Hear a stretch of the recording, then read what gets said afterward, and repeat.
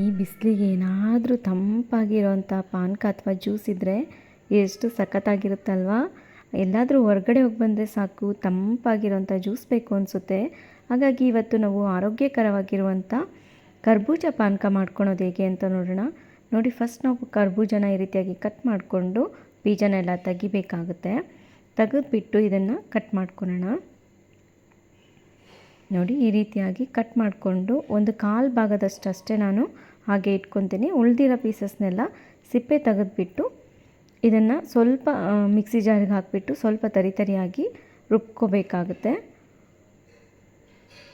ಒಂದು ಕಾಲು ಭಾಗ ಮಾತ್ರ ನಾನು ಹಾಗೆ ಇಟ್ಕೊತೀನಿ. ಅದನ್ನು ಚಿಕ್ಕ ಚಿಕ್ಕದಾಗಿ ಪೀಸಸ್ ಆಗಿ ಕಟ್ ಮಾಡ್ಕೋಬೇಕಾಗುತ್ತೆ. ಹಾಗಾಗಿ ಒಂದು ಮುಕ್ಕಾಲು ಭಾಗದಷ್ಟು ಹಣ್ಣನ್ನು ನಾನು ಮಿಕ್ಸಿ ಜಾರಿಗೆ ಹಾಕ್ಕೊಂಡು ಈ ರೀತಿಯಾಗಿ ರುಬ್ಕೊಂಡಿದ್ದೀನಿ. ನೋಡಿ, ಈ ರೀತಿಯಾಗಿ ರುಬ್ಬಿ ಇಟ್ಕೊಂಡಿದ್ದೀನಿ. ಈ ರೀತಿಯಾಗಿ ರುಬ್ಕೊಂಡಾದಮೇಲೆ ಉಳಿದಿರೋಂಥ ಕಾಲು ಹಣ್ಣು ಏನಿತ್ತಲ್ಲ, ಕಾಲು ಭಾಗದಷ್ಟು ಅದನ್ನು ಈ ರೀತಿಯಾಗಿ ಸ್ವಲ್ಪ ಚಿಕ್ಕ ಚಿಕ್ಕದಾಗಿ ಕಟ್ ಮಾಡ್ಕೋಬೇಕು. ಈ ರೀತಿಯಾಗಿ ಕಟ್ ಮಾಡಿಕೊಂಡು ಪಕ್ಕಕ್ಕೆ ಇಟ್ಕೊಂಡ್ಮೇಲೆ ಒಂದು ಪಾತ್ರೆಯಲ್ಲಿ ನೀರನ್ನು ಹಾಕ್ಕೊತಾ ಇದ್ದೀನಿ. ನಾನಿಲ್ಲಿ 1 ಲೀಟರಷ್ಟು ನೀರನ್ನು ಹಾಕ್ಕೊತಾ ಇದ್ದೀನಿ. ನೋಡಿ, ಅದಕ್ಕೆ ಒಂದು ಅರ್ಧ ಕಪ್ಪಷ್ಟು ಬೆಲ್ಲನ ಪುಡಿಯನ್ನು ಹಾಕ್ತಾಯಿದ್ದೀನಿ.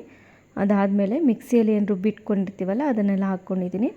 ಸ್ವಲ್ಪ ಏಲಕ್ಕಿ ಪುಡಿ ಹಾಗೆ ಸ್ವಲ್ಪ ಮೆಣಸಿನ ಪುಡಿಯನ್ನು ಹಾಕ್ಕೊಂಡಿದ್ದೀನಿ. ಇದನ್ನು ನೋಡಿ, ಈ ರೀತಿಯಾಗಿ ಪೀಸಸ್ಸನ್ನು ಕಟ್ ಮಾಡ್ಕೊಂಡಿರ್ತೀವಲ್ಲ ಅದನ್ನೆಲ್ಲ ಹಾಕಿಬಿಟ್ಟು ಚೆನ್ನಾಗಿ ಬೆಲ್ಲ ಎಲ್ಲ ಕರಗಬೇಕು. ಆ ರೀತಿಯಾಗಿ ನೀಟಾಗಿ ಮಿಕ್ಸ್ ಮಾಡ್ಕೊಳ್ಳೋಣ.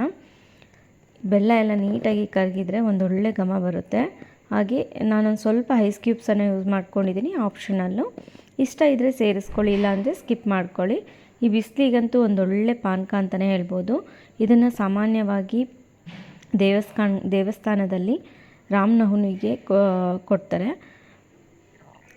ಇದನ್ನು ಅವಾಗೆ ಅಂತ ಏನಿಲ್ಲ, ಸಾಮಾನ್ಯವಾಗಿ ನಾವು ಮನೆಯಲ್ಲೇ ಆರಾಮಾಗಿ ಮಾಡ್ಕೊಂಬಿಡ್ಬೋದು. ನಮಗೆ ಯಾವಾಗ ಒಂದೊಳ್ಳೆ ಪಾನಕ ಕುಡಿಬೇಕು ಅನಿಸುತ್ತೋ ಆವಾಗ ಆ ಟೈಮಲ್ಲಿ ಇದನ್ನು ಈಸಿಯಾಗಿ ಒಂದು 5 ನಿಮಿಷದಲ್ಲೇ ರೆಡಿ ಮಾಡ್ಕೋಬೋದು.